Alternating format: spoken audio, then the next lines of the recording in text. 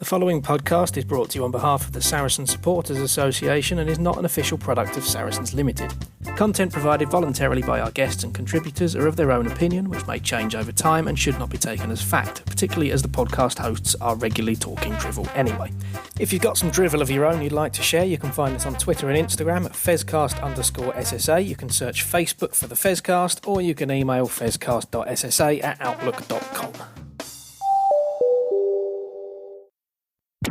You're listening to the Fezcast. Welcome to the penultimate episode of the Fezcast this season. That seems to have gone on for about 18 months, but we're almost there. It is a women's heavy show this week, which is good because the men's season has finished. We've forgotten all about that. And we've got the Mavericks and the Saracens women's season that have just finished as well. So we've got three fantastic guests, Kira Rothwell and Lisa Math from the Mavericks, and Vicky Fleetwood joining us in a bit. From the women's team, having just retired. But first, I've got Joe Peake with me, who was here at the women's semi-final at the weekend. Has just about calmed down, I think. How are you doing, Joe? Yeah, I think it was a long, warm day yesterday. Not the result that clearly the girls wanted, but I think if they look back on it in the cold light of day, considering where we were before Christmas, sitting there in 7th place, I think they'll be fairly content with their season. I'll get it out of the way now. I think that they will be disappointed because I don't think, in my personal opinion, they were beaten by the better team. They were beaten by a 16th player on the pitch there, with just some inconsistent refereeing decisions, and that's my personal opinion from seeing it. Where we were seeing it, it sounds a little bit like sour grapes, but I don't think it is. I think Sarries played most of the game on top. Had a few issues where they perhaps got a little bit frustrated, probably with some of the decisions going against them they didn't feel they should have done. And unfortunately, 3 yellows, which probably ruined the game, I think, a little bit for probably everybody, in terms of all the fans. I mean, there was only over 4,000 fans at Sandy Park yesterday, in glorious weather. It was absolutely boiling, and I don't know what it was like on the comms, on the screen, but from my point of view, I think it was a well played game, and it was just unfortunate we didn't come out on the right side of the result, really. But I think I know we'll cover it over the next couple of weeks with the women's team. But I think the squad has done brilliantly this year, and even in the disappointment, they still spent all their time with the fans at the end, came over and spoke to everyone, thanked everyone for their support, and that's all you can ask, and you could see the disappointment on their faces.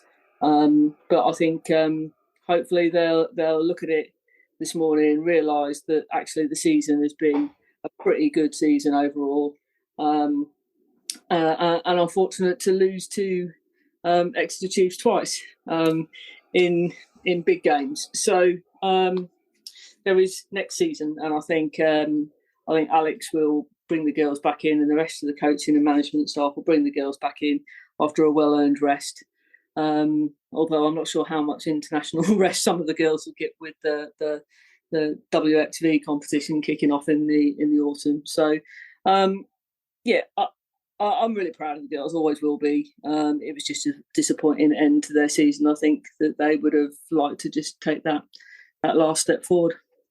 Absolutely. Yeah. I mean, there's definitely going to be a lot of frustrations that come out of it. And we've obviously seen over social media some fair comments and some less fair comments about the game itself, about the refereeing, about the atmosphere, lots of different things. But like you say, I think everyone can at least be proud of the season as a whole. But focusing on the game itself, I think, we do, I hate doing it, but we do have to discuss refereeing all the time, it seems. And I think it's probably important, really, to split two things out. And first, just to talk simply about the 3 yellow cards that were given. They were 3 technical letter of the law yellow cards, 2 deliberate knock-ons. One, certainly actually trying to catch and claim the ball, but unfortunately, if you drop it, it's a deliberate knock-on. One could be argued that in the process of making a tackle, an arm has flown out and the ball's hit it, but again, you always see it given.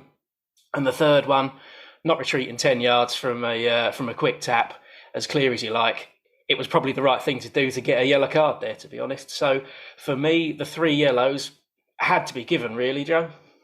Yeah, I mean, I don't disagree. I mean, I was at the other end of the pitch, but that's not a disclaimer. I don't disagree that, once certainly the ref had given Holly's for the deliberate knock-on, he had to give Marley's, and that was a little bit of consistency, I suppose, in the game. I think the frustration probably for the fans and probably for the team themselves is, at the end of the day, the Premier 15s now is almost becoming weekly internationals with the amount of international standard that we've got on the pitch there. And personally, I just think they deserve some really high quality referees. We're in semi-final season now. We're into the final. I don't know who is going to be refereeing that final, and I'm not disrespectful towards any referees. That it's a really hard job that they've got there. But I think, men's season is finished now. I just think the girls deserve to have some really good tier 1 referees refereeing their games that they would expect at international games, because at the end of the day, they're largely international players that are playing on the pitch now. And I think that's where the frustration will come from the girls, is that, they go away and play all these international games. We've had a World Cup this year. They've had a great Six Nations. Pack 4, there's players playing internationals, throughout the year this year. And they will have had a different standard of refereeing. And I think the frustration will come when they're coming back into the Prem 15s, and the standard of refereeing, I don't think, is just quite deserving of the international and the quality of players that you've got playing out on the pitches week in, week out now. Yeah, I think you're absolutely right. To be honest, yeah, the 3 yellow cards, I think we can say were fair enough, but the rest, some of the refereeing in the second half, I think we feel is pretty inconsistent. And you're right, I think the Premier 15s, as it's growing and growing, or the Women's Premiership as it may be next season, maybe the refereeing needs to develop as quickly as the players are. And yeah, hopefully in the next few years that'll iron out. But yeah, there were some bits that we're pretty frustrated with over the course of the game there. But has to be said, commentary for on the Premier 15's website at half time said that Exeter come flying out the blocks in the second half. That's when they score all their points, in those first 15 minutes. That's when they do damage to teams, and that is exactly what happened. Unfortunately, we did kind of implode a little bit in the second half and let them into the game. That, I think, will be a big learning curve for the team. But we'll probably come back to this at some point as well, me and Joe, once we've calmed down a little bit. But we'll take a quick break and then we'll have a chat with Vicky Fleetwood as well.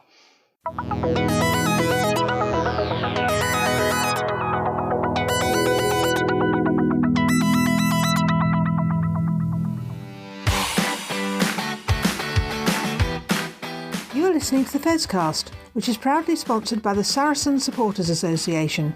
And I'm Alison Davis, one of the SSA committee. For a £10 annual subscription, the SSA provides our members with monthly newsletters, virtual and in-person player events, away match ticket allocations, and we organise pre-match gatherings at away matches.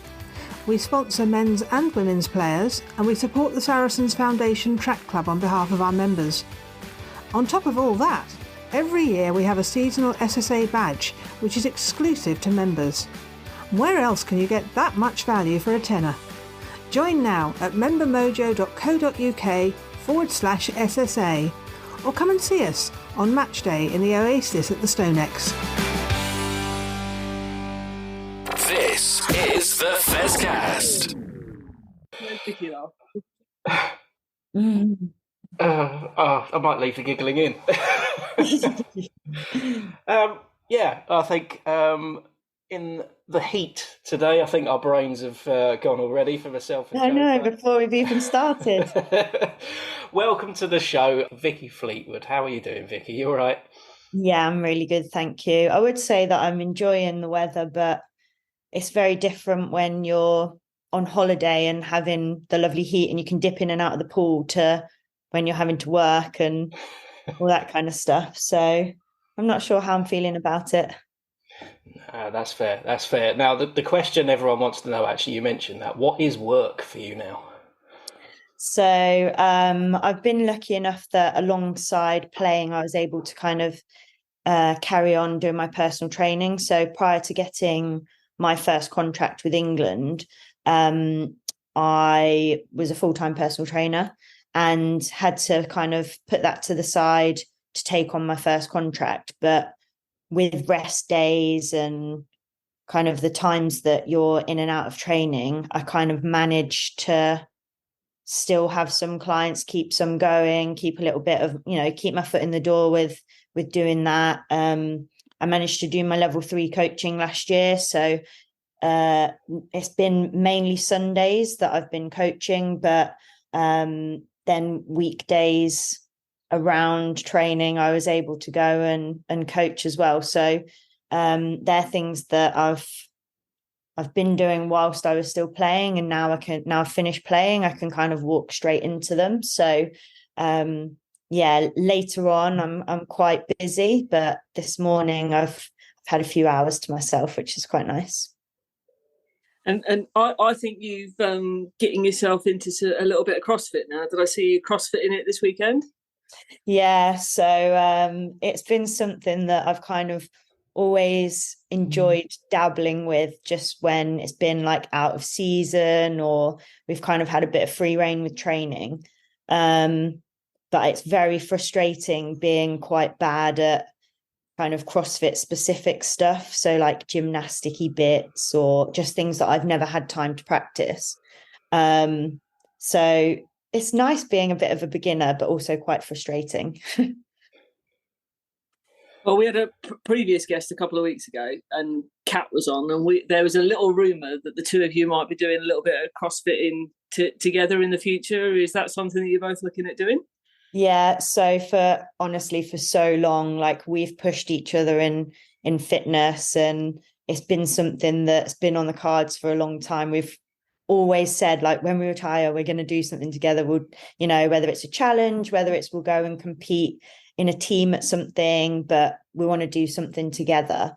So yeah, we're just kind of like keeping our eye out for something that we could go and just put our hand to and just see how we go, really. Like, don't even need to have done loads of training to just go and enjoy something. So I think that's something to look forward to. We definitely need to have a little look into what there is that maybe we'd be able to do, because like I said, the more specific CrossFitty movements, I don't think she'd be any good at either. So handstand walking and stuff like that isn't probably our forte, coming from rugby. But whether it's on a bike or running or something like that, showing that we've got a bit of an engine, we both think that we're all right in that kind of side of it. So we'd like to give it a go.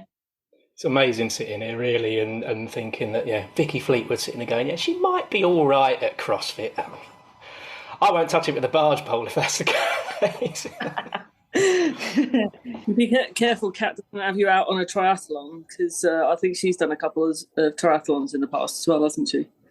Yeah, so that's something that we spoke about. I wouldn't want to do a triathlon, but we both started swimming when we were younger. So we've kind of got that base. And then we've talked about going on like bike rides. We both have road bikes and stuff. And then we both know that both of us can run. So yeah, I don't think a triathlon's for me. I think it's a little bit boring for me. Just the longevity of just doing, I know there's 3 different parts to it, but still it's the monotony of just like one foot in front of the other, or one leg in front of the other when you're cycling, one arm in front of the other swimming. Like, I think I'd like to mix it up and do a few different movements, I think. So I'll maybe leave the triathlon to Kat. Well, before we move on to yesterday's game and get your thoughts on that, just can you cover off your career and just what's your best memories from club and country, and tell us a little bit about what you're going to miss most about that rugby. And hopefully we'll still see you around, obviously. And I know that clearly you're coaching. I think you're still coaching Roebucks, is it? Yeah, absolutely. Still involved with Roebucks, and we're actually we're expanding that as well this coming season. So that's really exciting. So yeah, I'm sure you'll see me around. But yeah, best moment in a Sarri shirt's got to be last Premiership final against Exeter. Just incredible. Like, my dad was there. I had my friends watching. And it was just an awesome day. The sun was shining, and we'd worked so hard all season. And I just think, like, that was the pinnacle, and to go and win that in such a fashion, like, it wasn't like it was actually really tight. We kind of ran away with it in the end, and everyone just put on a real performance. And I think everyone was so proud of how they played. Like, that's definitely my best moment in a Sarri shirt for sure. And then I can't mention all the amazing memories that I've got in an England shirt, but the one that obviously stands out is winning the World Cup in 2014 in France. So with the fact that it's so close to home, we had so many traveling supporters there. Stadium just full of English support was incredible. And yeah, I was so lucky that it was the first one that I went to, and we managed to come away and win. And there was players in that team that it was their third World Cup, and they'd gone on to finals in the past and not won it. So to kind of go through that, and the big journey with it as well, we weren't professional at the time. Loads of people took sabbaticals from work, and it was all of it, that the hard work that had gone into it. To then, I just remember when we were on the pitch getting our medals, and everyone was just like, I can't believe we've finally done it. We feel like I can actually breathe now. And you can just kind of like that last kind of the 6 months, the big push, going towards it, where you're just hoping that you're not going to pick up an injury. You're hoping that you're going to get selected. Yeah, like I say, everyone was putting rugby first above their careers that, they'd worked so hard to get into. And there were vets, there were police officers, teachers, and we were going into full-time training whilst not being professional. So yeah, everyone put like other things on hold just to go and give everything for that World Cup. So I think it was even more special because now, as a professional athlete, going to something like that, that's just your job. So you go and you do it. But to kind of put everything else aside and to put rugby first and foremost in front of absolutely everything, that the sacrifices that everyone else has made to be there, I think that's why it was even more special. No, fair. And playing on the Sevens circuit as well, where does that sort of rank in your career highlights for you? And I know it's something you've spoken about a few times before, really, but how did that sort of come about as well? Because there'd be a lot of people on the outside looking in thinking a forward playing Sevens. That's interesting, but probably one of the easier forwards to move into Sevens, I would imagine. Yeah, so I started playing rugby as a centre. So I don't know how many people know that, but that's where I started, coming from an athletics background. And right from then, people were saying, like, you should give Sevens a go, you should give Sevens. And I was like, not sure I've kind of got that in my legs. Like, I could do the whole kind of like sprint, have a little rest, but Sevens fitness is something different. And when you've played Sevens, just kind of the lactic takes over. You can't think straight. You've got nothing else to give. And I wasn't sure it was really for me, even though other people were like, oh, I think you should give it a go. And just like, I don't even know why, but Mids offered me a chance to go and play in the Euros. So some of the girls were being rested. They were kind of looking at who might get contracts for the following season, which was the Olympic year. And he called me and just asked if I wanted to go and give it a go. Having never done any of the, the ones that everyone seems to do, like the Bournemouth and Amsterdam and all the ones that are quite fun. I'd never been able to do any of those because when you were playing 15s, you had to I don't know if some people were given like permission to go and do it, but it was frowned upon, especially if you were forward, to go and do those, like the fun ones. So went off to this tournament, and having never played sevens, loved it, absolutely loved it. But I did back-to-back tournaments. So like each one weekend, came home, went back to work, then went back into a tournament the following weekend. And I just remember crying at the end of it. And we'd done so well. And everyone was like, why are you so upset? And I was just like, I've just got nothing. Like, I've got no energy. I've got nothing. I've left it all out on the pitch. Like, just so tired. And it's something that you get used to. But when you haven't done it before, it's such a shock to the system. And then, just ended up loving the training. You get really close to everyone that you're training alongside, because when you go away on tour, there's 12 of you, maybe 13 if you take a traveling reserve, but so small that you become such like a tight-knit group of players.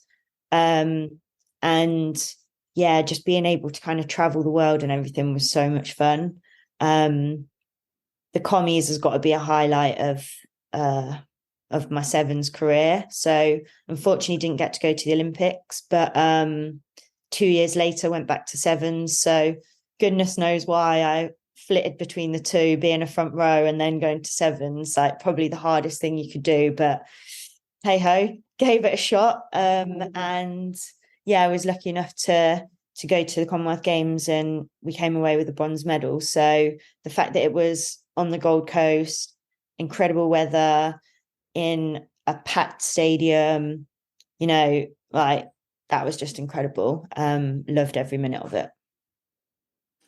Fantastic. And speaking of stadiums and busy stadiums, it was a bit busy yesterday at Sandy Park. And my little segue there into the game yesterday.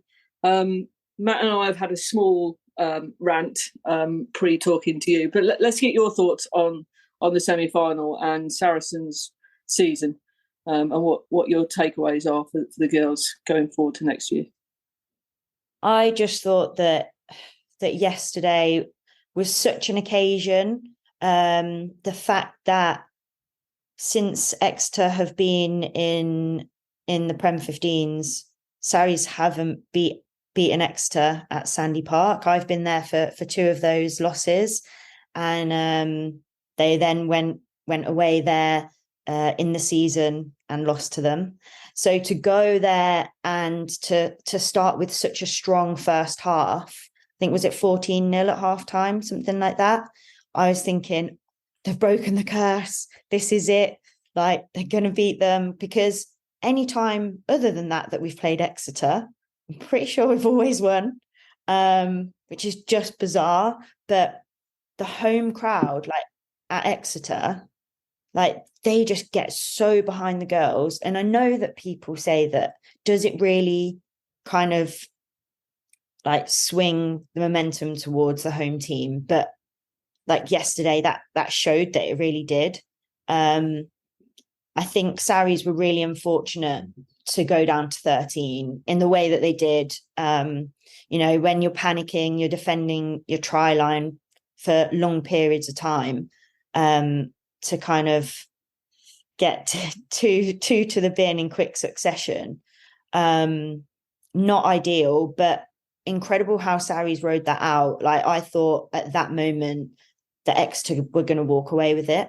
And I think they conceded just one try in that time. So, and actually, once those two had come back on the field, like Sarries back to 15, they looked such a dominant force. And I thought, there's no way that Sarries can actually lose this now. So, yeah, it's one of those, it was such an exciting game to watch. As a neutral, like, that would have been incredible. But for me, I was like, my heart was just going the whole time, like heart in my mouth. Like I was just hiding behind my hands, and I was like getting up, like just waltzing around the room, just like, no, I can't watch. It's actually so much tougher watching than it is playing. So yeah, I think because those girls being my friends, and you want them to go on and do well, like it's even more difficult. So I'm not just a fan, they're my friends too, and I want them to succeed. So yeah, just it's really sad that it ended the way that it did. Like in the last minute or so, Exeter scoring to go on and win that. But it is also great for the women's game that, you know, it's not Sarries or Quins being in the final, which I don't even know how, for the last however many years, like one of those teams has been in the final. And although obviously I'd love Sarries to have been in it, like it is great for the game. So it'd be exciting to see what that final goes like. I think we will eventually be able to be as philosophical as that, myself and Joe, having watched the game. But no, you're exactly right. It's brilliant to see how much the women's game has developed. Obviously, like say, Saracens and Quins have developed quicker than anyone else so far, but that gap has obviously closed. And I think we wish both Gloucester, Hartpury and Exeter best of luck in the final. I'm probably a Gloucester fan for a little while, but we'll see what happens. Yeah, I've definitely got more friends at Gloucester as well, so I'll be rooting for them. That makes sense.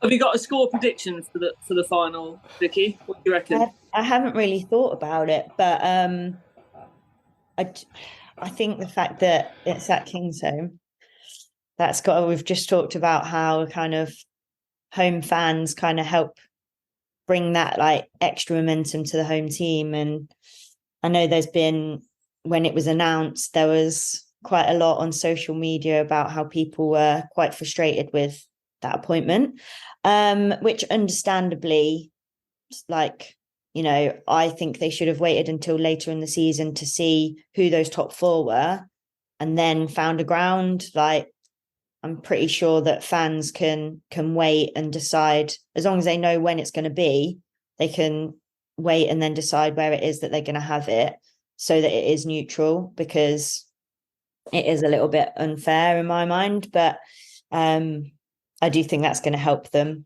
And yeah, I wish them all the luck, because I know how hard they've worked and they've been up there, and they've really been kind of, especially last season, they were a great team, but for some reason just didn't cross the finish line. Like for one reason or another, they would, you know, they'd be leading, then last minute or so they'd lose the game, or lots of injuries to the squad, things like that.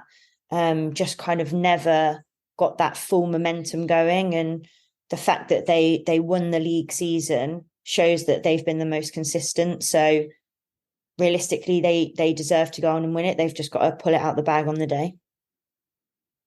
Fantastic. Well, I've just got one more question, and you've nicely led me into it, actually. Talking about consistency, Matt and I were discussing about consistency of refereeing, and I'd just like your thoughts as both a club and international player. Do you notice the difference between the standard of refereeing that you have currently in Prem 15s versus at international level?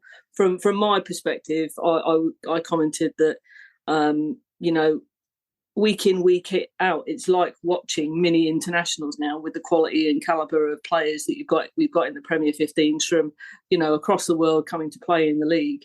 And I'm not quite sure that the level of refereeing has kept up with the standard of players that is now playing. Do you find that yourself, or do you have a different view as a player? Yeah, I totally agree. I know that we'd go into certain games in the same way as with internationals. You kind of look at who you've got for the coming week, and you'd see what kind of their trends would be on, like what they give penalties for, what it is that they're looking for, what they're hot on, and try and play to those things. So if they're really breakdown focused, you've got to be squeaky clean in there. And it's something that in the week leading up to it, you would know that they're kind of the things that they look at. But yeah, I always found it so difficult that one week you'd have someone that would be at that international standard. You'd be like, oh, that was reffed so perfectly. There's always going to be a few like questionable decisions, but more often than not, you're like, okay, that was actually really good.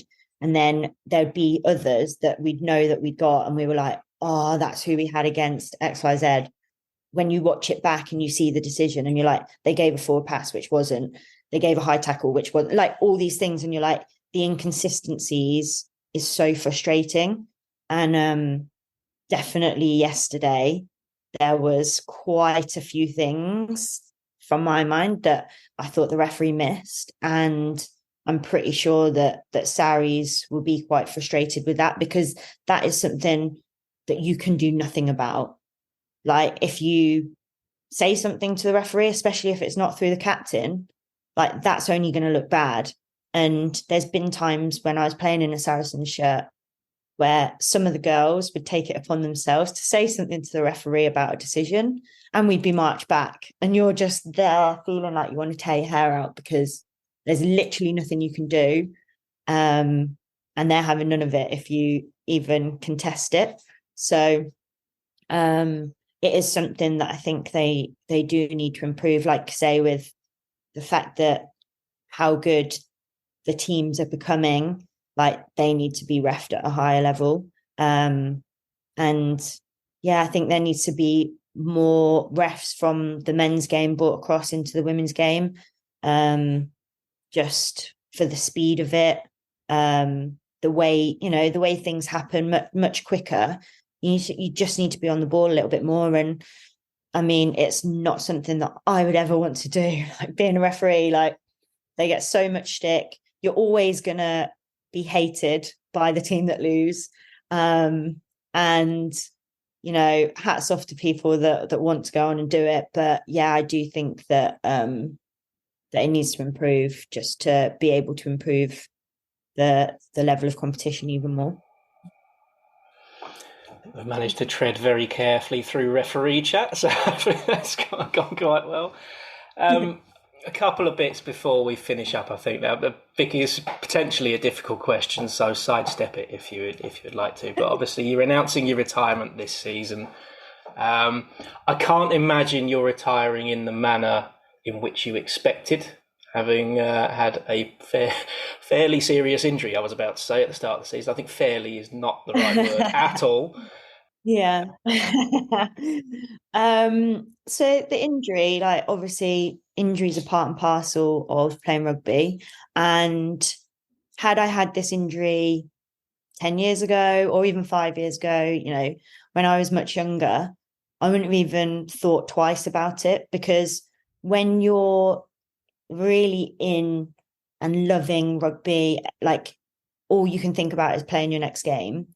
So as soon as you get injured, all you ask the physio is, right, so when can I play? Like, you don't care how bad the injury is. All you want to do is play.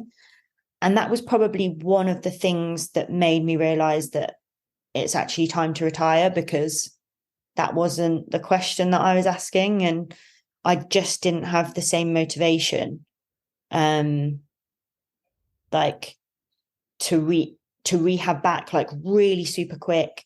For me, it was like, I want to be able to run again, to do all these things again. But in the back of my mind, it wasn't, when's that next game? When can I be back for? And I think there's always a point in your career when you know that retirement is right. And whether that's an injury or like something else. And for me, it just seemed that came at a time where all the stars just aligned, and I was like, it's time. Like, Saris had to get me back fit through my contract and stuff, and I'm back being able to do everything, but I never wanted to throw myself back into rugby. Like, didn't really, because of how I got injured. Like, when you leave it such a long time, I got to the point where I was like, I kind of don't really want to be tackled now. Like, that's how I got myself injured. And that's not ever been something with any of my other injuries that I've ever thought of. like you just throw yourself back in there and you kind of no disregard for you, like no regard for your body. So yeah, it was just a different one this time. And I think definitely age being one of the reasons. You get to a point where you just think, like, I'm not enjoying it as much as I once was. And the fact that if you're on the sideline more than you're on the pitch, like that's not that enjoyable either. And just knowing that I had other stuff that I could go into and put my energy into meant that I was really happy with my decision. So it wasn't something that was decided overnight. It was something that probably over a number of seasons kind of is there, like just in the back of your mind. And then there's always something that you're like, oh no, that'd be really cool to be part of, or, you know, there's always something. So yeah, everything just kind of felt right. And we decided to get a dog. So actually the day that I got injured, we were up in Sale, and I'd actually decided that we were going to get a puppy, and it was the day that I was going to see her. So she was in Liverpool, and obviously we live in London. My dad had driven me up to Sale, came to watch, and I refused to get in the ambulance. My dad took me to go and see my little puppy. She was 6 weeks old, and she was like this big. And I went via seeing her before my dad took me to the hospital. I was like, no, I'm not going in the ambulance. I need to go see the puppy. So there's just lots of things. And then that couldn't have come at a better time, because when you get a puppy, like she can't go out. She couldn't go out for 4 weeks. So there's me on crutches. And I was just like being able to have cuddles all the time with the puppy, trying to do little training bits with her inside, but she wasn't allowed out. So it's not like I had to walk her. So being on crutches didn't make too much of a difference. And yeah, there were just loads of things that it just almost just everything came at once and just seemed the right time. So we were just navigating how to announce it and what to do with all that. So like Alex and Chippy, Lewis, all of them were just like, all the coaches were just so understanding and really supportive of it. And they just wanted what was best for me, and they wanted to get me back to full health. And then we're like, we'll see how we can go after that. So that's how it all came about. And yeah, I'm really, really pleased with my decision. And I don't feel like I'm missing out on stuff. Like watching yesterday, it was nice to watch it, but I didn't really want to be out there. So like that makes you know that, yeah, it was the right decision. And now I can watch as a fan. Well, from the fans, I think I'll speak for probably everyone by saying it's been a pleasure watching you play, and we look forward to seeing what you're going to do in the future. We'll certainly be keeping an eye on your social media and watching you running around like a lunatic, including with Willow, hopefully, who will. I think he's got her own Instagram account now, has she? Yeah, she has. I've been a bit lax with posting on it recently, but I'm sure when it's not quite as hot, I'm sure when we're back out, there'll be something of her running around or going on adventures over the summer, whatever it is. So yeah, I'll be back posting on it a little bit more regularly, I think. Fantastic. It's been really, really lovely speaking to you, Vicky. And we look forward to seeing what you're going to do in the future. Thanks very much for coming on to the Fezcast. Thanks so much.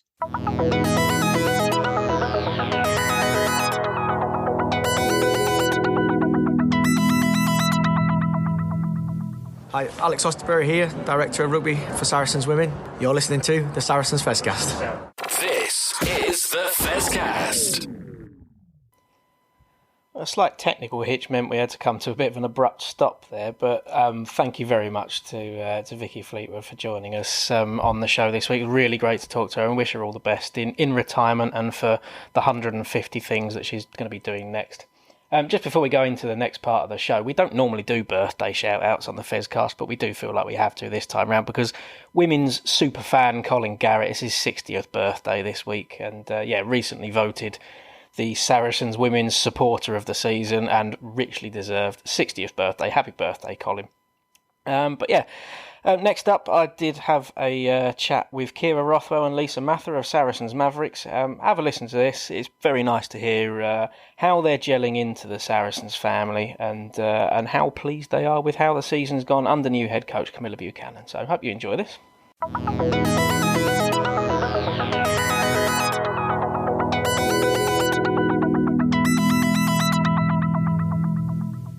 Yeah, so on the show this week, we've got another two players from Saracens Mavericks to put me through my paces again on my slowly developing knowledge of netball. I've been to one more game since the last time we had a Mavericks feature on the show, so we'll see if my knowledge has got any better. But welcome to the show first, Kira Rothwell. How are you doing? Hi, thanks for having me. No problem at all. And Lisa Mather as well. Hi, Lisa. Hello, kia ora. Lovely stuff. So Lisa has just given the game away and let us know that she's from New Zealand. So that was actually going to be one of my first questions. Both of you relatively new to Saracens Mavericks, your first season with the club. But Lisa, you've had a bit further to travel coming over from New Zealand. So two questions really. One, what's it been like, the sort of change of culture? And although it's a nice sunny day for you now, it's probably getting used to most of the weather, really. But and the other one as well, obviously playing netball in New Zealand, where probably fair to say more of an established professional game, I guess. Has there been an adjustment both ways, or something you fitted into fairly quickly?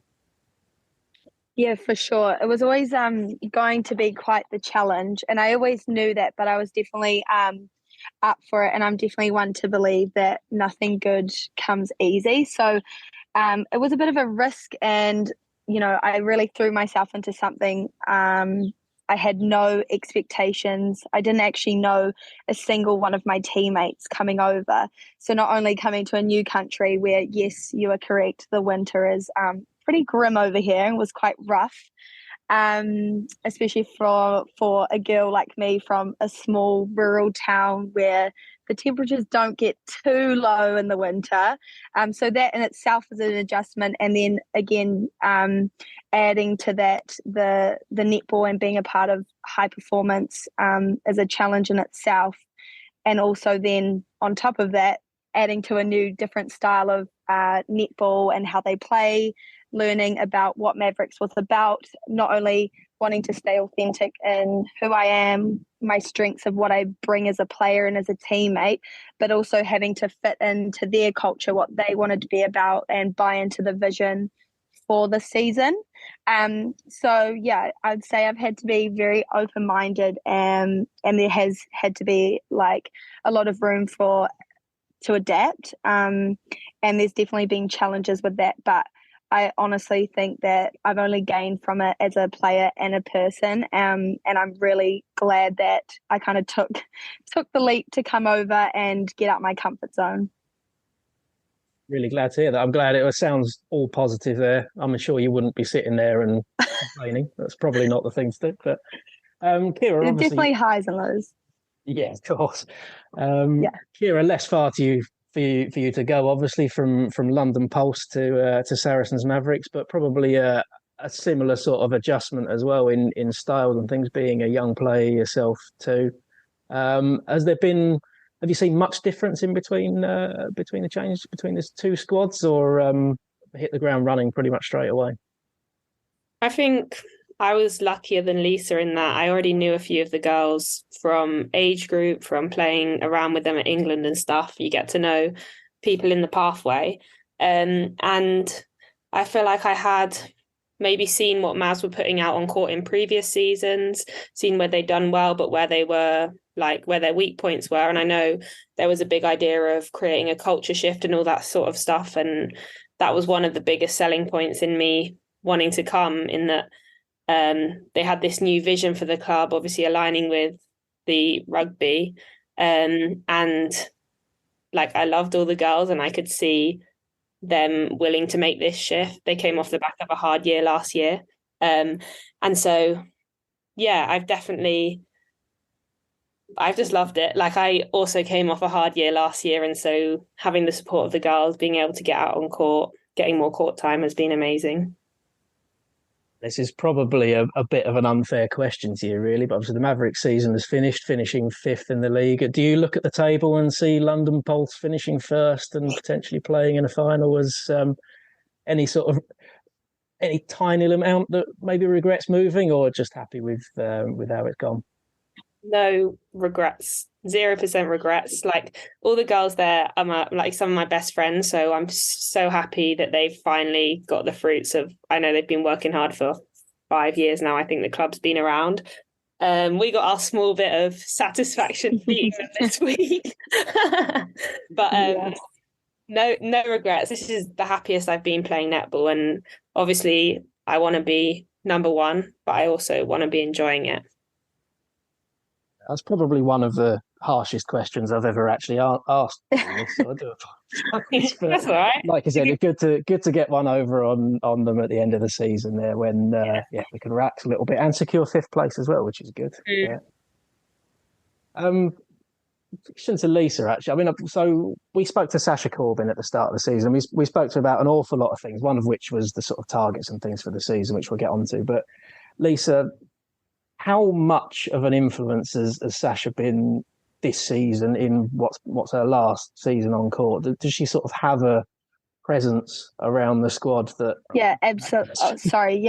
Absolutely. I guess that kind of sums it up. Like, whenever I get asked questions about Sasha, I really try to articulate what I'm about to say, because I genuinely don't have enough good words to describe that woman. Like, she really is the absolute epitome of positivity, role model, strong woman, vibes. She really is the full package, and I think she brings so much inspiration to our team. Like, when she's talking, everyone buys into what she says, and her flair on court, her fun spirit, it's just so infectious to be around. And I really do struggle finding words to describe her and her kind of impact. But at the same time, I guess for me, I'm just so grateful that I was able to have that time with her, and especially it being her last year.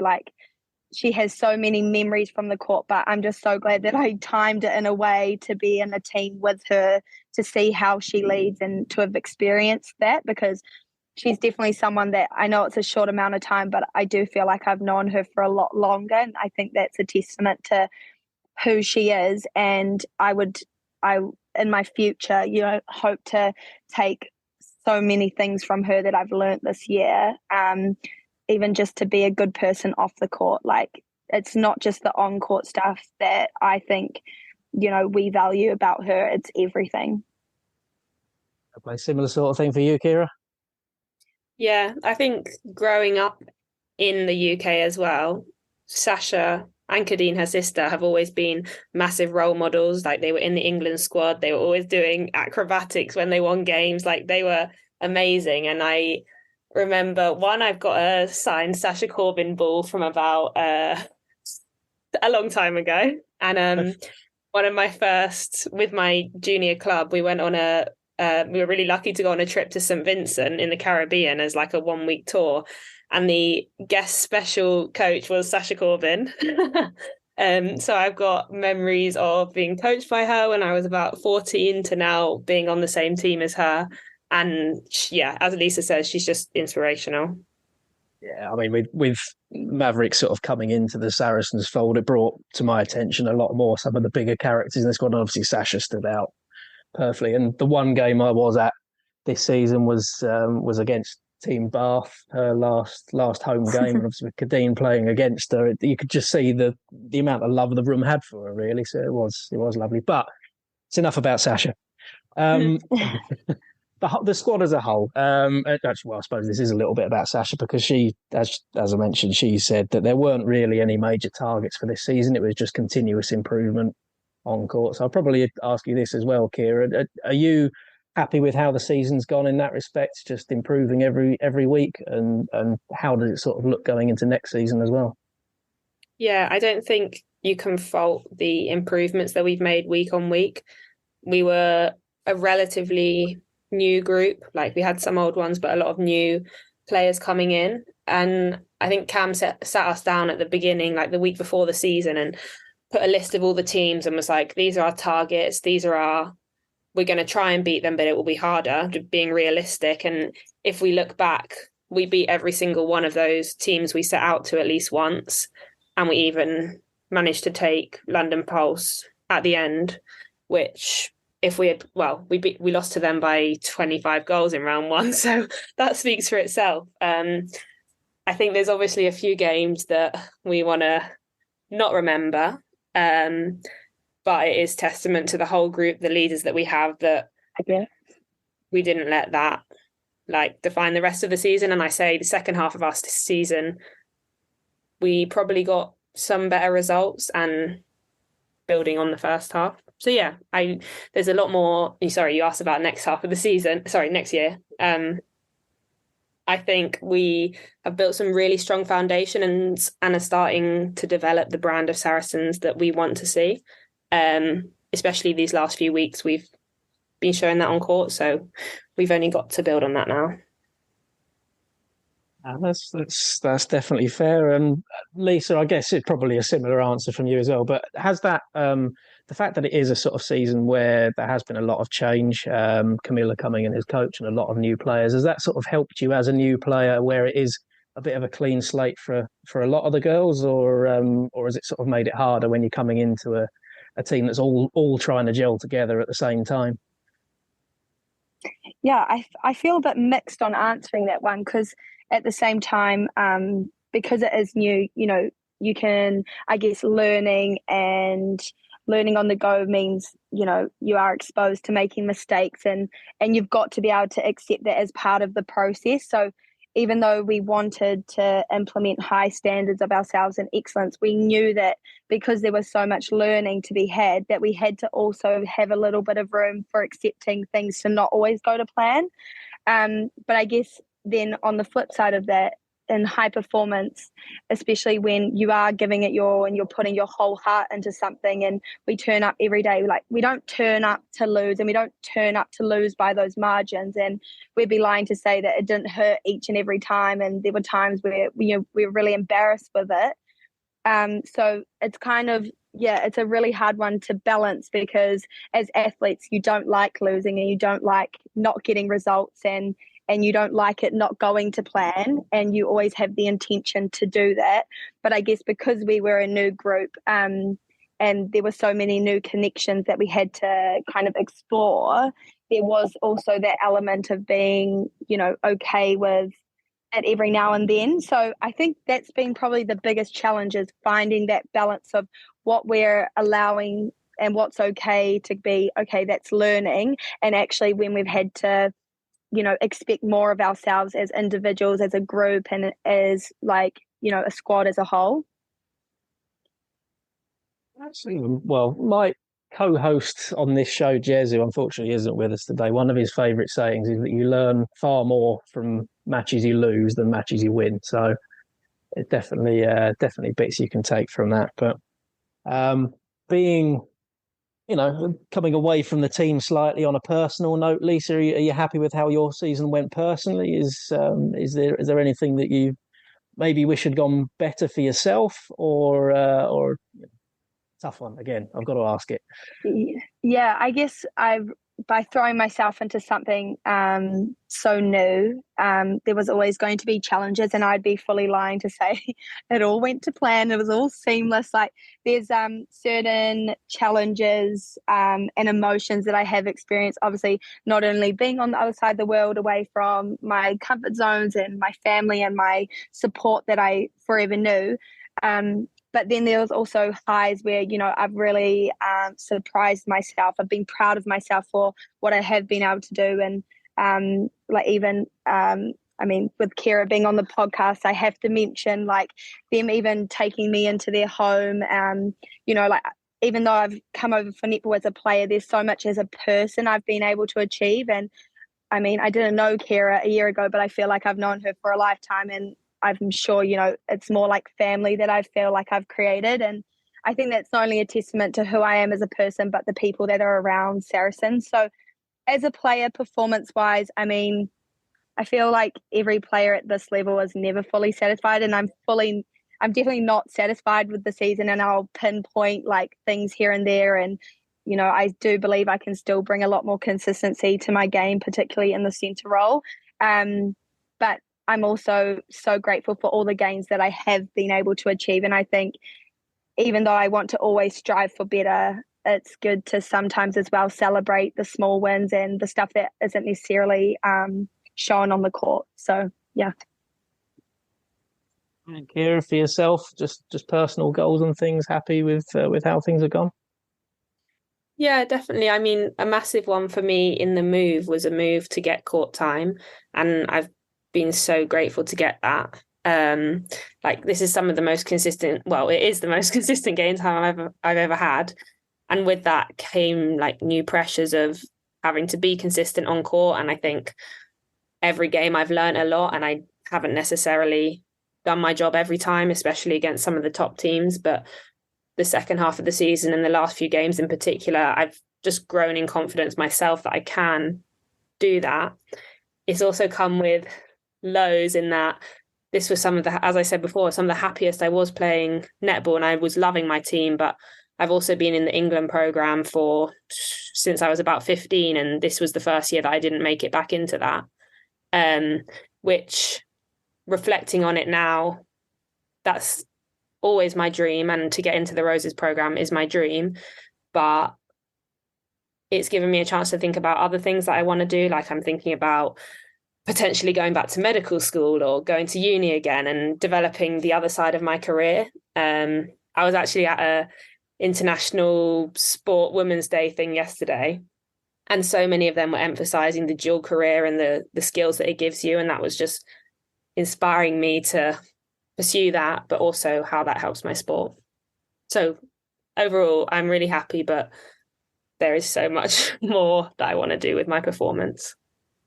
It's absolutely fair. It's absolutely fair. I mean, it's something that we discuss quite a lot on the show, especially when we're talking both about women's rugby and netball as well, is the fact that very few of you are full-time and able to throw yourself 100% in.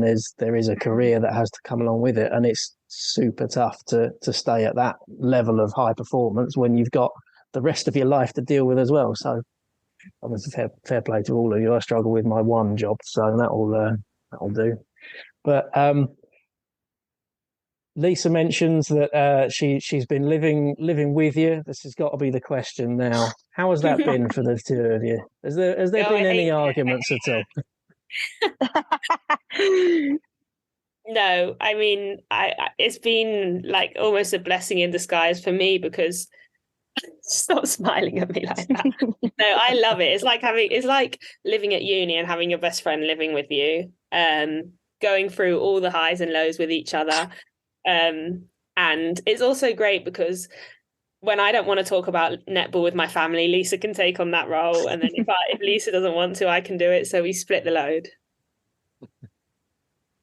No, fair play. But I'm going to ask you another question as well, Kira, because it'd be unfair to ask Lisa. I did see that Lisa won one of the end of season awards, the Maggie Jackson Award, which I believe is for sort of above and beyond elements of not just on the netball court and things. So what has Lisa actually done to win that award in your eyes?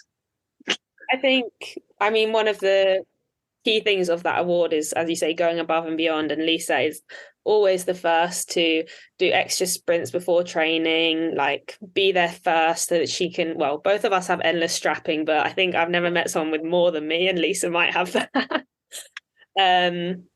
But then other things, like so much has gone on behind the scenes for her, like with her family, being away from home.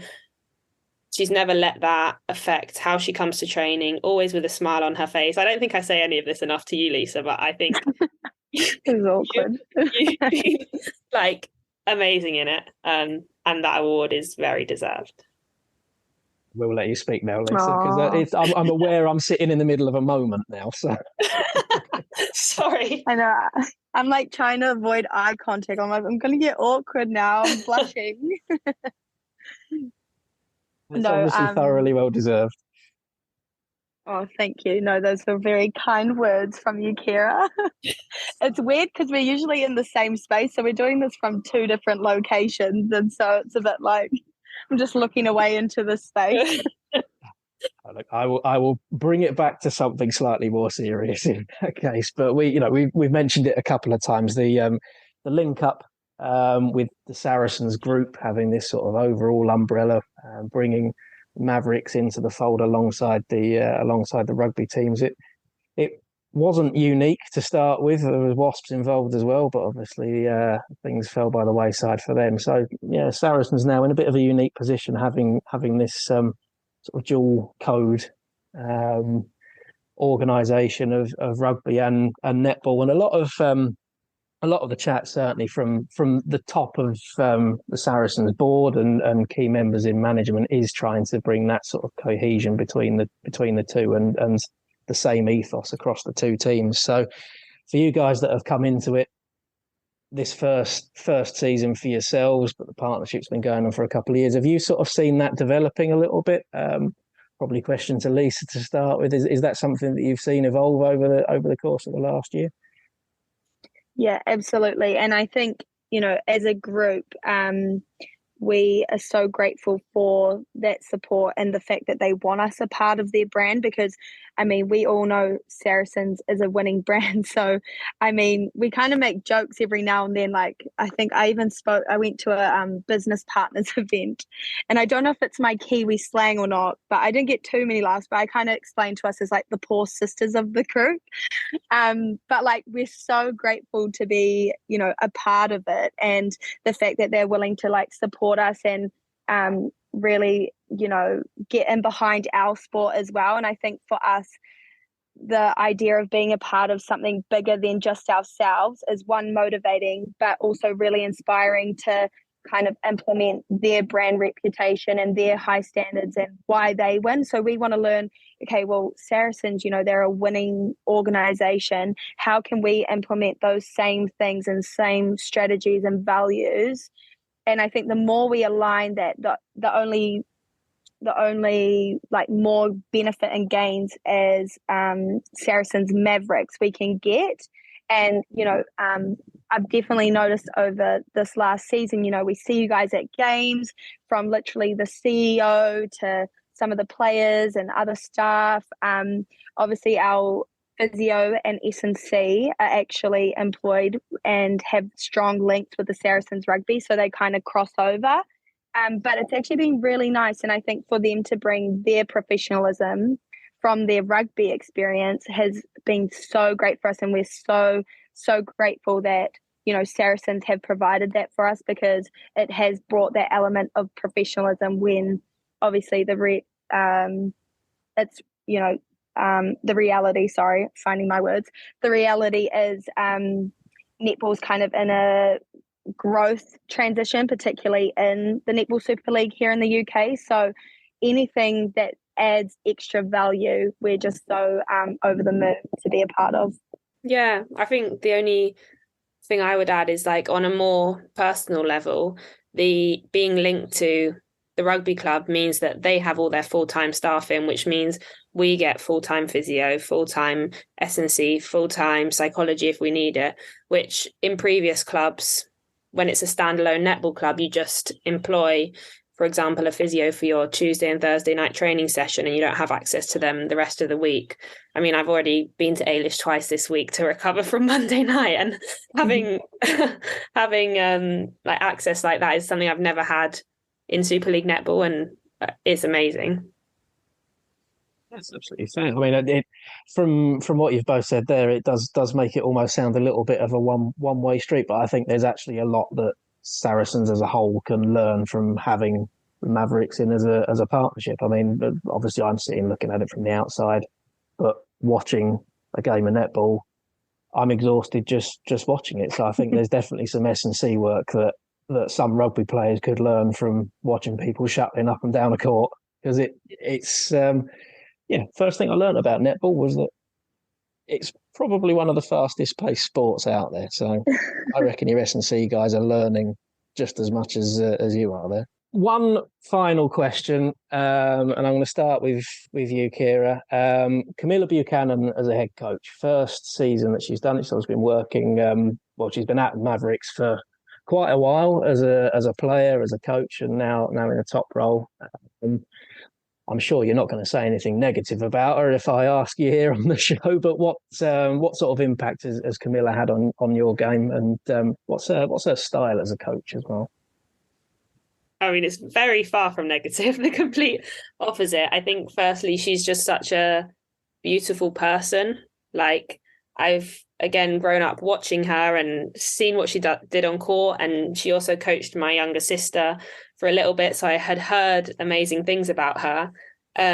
But her style, I guess, is she's very thoughtful about how she goes about everything. So, for example, when we have a game that we've lost that we shouldn't have lost by 20 goals, occasionally she'll go in on us straight away. More likely at halftime she'll do that to get us riled up and realize that we need to step up. But after the game, she takes her time. She's very much thinks about what she wants to say before she says it, because she doesn't want to look back and regret, sort of, which I respect so much from her. I think she does that more than any coach I've had.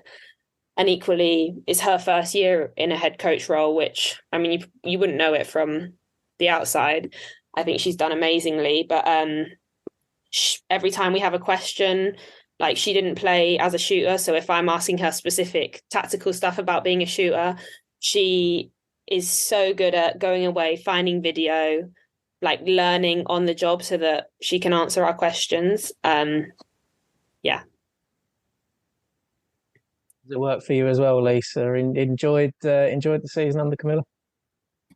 Yeah, for sure. I guess taking the leap, the value of trust was really big for me. So, when she was telling me her vision and kind of her values and how she wanted to go about her season, I felt like I had to, one, trust that and also buy into it. And everything that she said really resonated with me. And I am a big believer that, like, good people make good athletes as well. And she is just a good person, and you can see she's genuine and she's authentic in how she goes about her job. And, I have a lot of respect for that woman, because she also juggles like 3 kids, and you wouldn't know it, because the way she comes into training and throws herself at her job is just so inspiring. And you wouldn't know what's happening at home and how she's juggling it all. But when she comes in, she's enthusiastic. She's always open-minded to not only being better herself, but how she can give us different ways to look at things to improve as not only individuals, but, in combinations. But I think the biggest thing for me has just been her transparency and openness and how she's communicated. And I think that's one of her biggest strengths. Is the way she can communicate with us as players and as staff, and her genuine care. You can tell when someone's faking it, but she doesn't fake it. You can feel the love when she speaks, and she does it to our volunteers. One of my highlights, which made me respect her so much, is before every home game, she started a new thing where she would bring all the volunteers on court before we would go into the changing room and start our game prep. So obviously there's so much work behind the scenes and volunteers that give up so much of their time for nothing. And she involves them in the day and makes them feel special and acknowledges them. She acknowledges the DJ. She even acknowledged the cleaner at Hertfordshire Sports Village, because she does such an amazing job of keeping our changing room so clean. And, she really does try show her appreciation. And I think, that as players, I mean, we're proud to have her as a coach. Fair play. And that's probably a pretty good place to finish, because the whole concept of the Saracens family is thrown around by us all the time, and it can seem like empty words, I guess, but I think you've just proved that actually it is just this one big unit, really, and that's how it works. So, on a similar vein, Lisa, Kira, really appreciate you joining us on the show today. It's lovely to talk to you. Thank you for being gentle with me and not being too technical about what's been going on. I will learn the game eventually, but both of you, really appreciate your time, and hopefully we'll speak to you again soon. Thanks for having us. Hi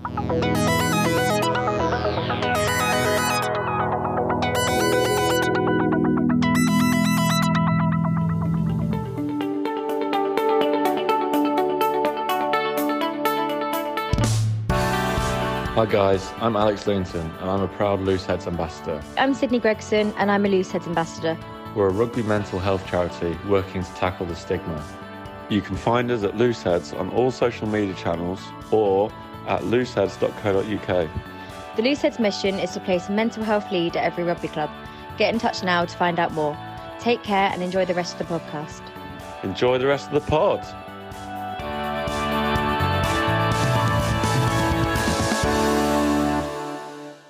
This is the Fezcast. So yes, a set of 2 interviews with 3 great guests. It's been a pretty good end to the season, I think. Fantastic to hear from Vicky Fleetwood about her career and Saracens this year, and it's good to hear that there's sort of no regrets about retiring in the way that she has. And from Kira Rothwell and Lisa Mathra as well, 2 young players joining the Mavericks this year, and really good to hear about how they're really a close-knit part of the Saracens family, and that sort of ethos that we've seen across both rugby teams is definitely filtered into the Mavericks. So hopefully some success to come from them as well, eh, Joe? Exactly. I think Mavericks had a good win, didn't they, against London Pulse last game of the season. So absolute nice way for them to end their season as well. So I think overall the Sarries family will be pretty happy with their lot this season. A men's championship, a women's semi-final, and the Mavs doing pretty well themselves. And I couldn't tell you the Saracens amateur league result, but I think they've had a pretty decent season as well. So we'll cover them up.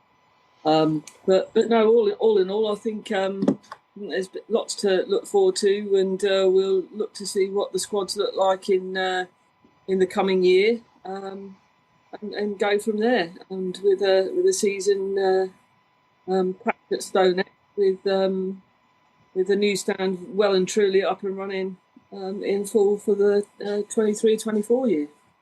Absolutely, yeah. There's plenty to look forward to with all 3 teams in that professional side of the family, and everything else as well. We'll look at Amptill, we'll look at Saracens amateurs. There'll be all sorts going on, but we have got one more show this season. We'll wait and see if we get a guest on it. We may do, we might not. But the last thing that we do need to do, as we did for the men's rugby team, is to pick a women's team of the year and a couple of different awards. So myself and Joe are thinking about that already. The polls have been happening on social media. In fact, they'll pretty much be done by the time people are listening to this show. But I don't know about you, Joe. I've managed to narrow it down to about 45 players rather than 60. Got to get that down to 15. So it's going to be tough, isn't it? It is going to be a really, really tough to pick a women's team of the year. We've had some brilliant additions, newcomers this year. I think yesterday, particularly at the game, I thought Sarah McKenna was outstanding. I think she's been absolutely brilliant the back end of this season. And if I'm just going to mention a few, Sharifa Kasolo, and this is not to sway anybody's votes, by the way, but Sharifa, I think, has been brilliant. Grace Moore, Lou McMillan, all great additions to the team. Plus, we've seen, a number of our players make debuts for their countries this year, score tries for their countries this year. And, I think there's a lot to be thankful for from the fans' point of view, because Alex must be loving the fact that he could probably field 2 Saracens teams full of high-quality players, and both of them feature pretty high up in the Premier 15s table. So, trying to narrow that down to 15 players is going to be a job and a half, mate. But we'll have a look at it for sure.